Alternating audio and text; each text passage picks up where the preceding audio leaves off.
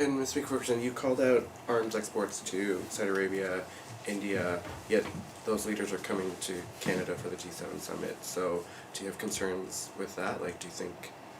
Yes, I have deep concerns with that. I think all Canadians, we've heard from across Canada, we're all Canadians that are concerned about foreign interference, all Canadians who are concerned with the protection of human rights, are deeply alarmed when we see people like the Indian Prime Minister Modi being invited to Canada after he has been accused of orchestrating the death of a Canadian citizen on Canadian soil. Obviously what he has done against dissidents and human rights activists within his own country is appalling. We now know that the Saudi leader has also been invited, and obviously the attacks on journalists and on human rights defenders, from his perspective, that's appalling. For me, what it indicates is that this government has consistently and very clearly chosen profits and the economy over human rights, over people.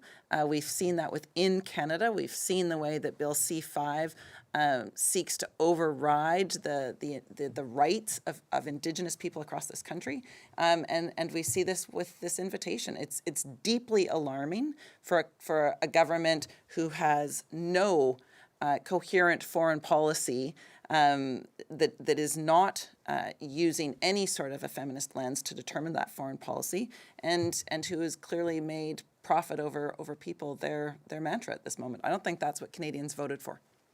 Are profit and people interchangeable, though? I mean, on one hand, the economy does have quite a bearing on people's cost of living. That was one of the major concerns of the election. I think all Canadians expect their government to be able to have, provide good family-sustaining jobs, but not at the expense of human rights, not at the expense of taking away the rights of people.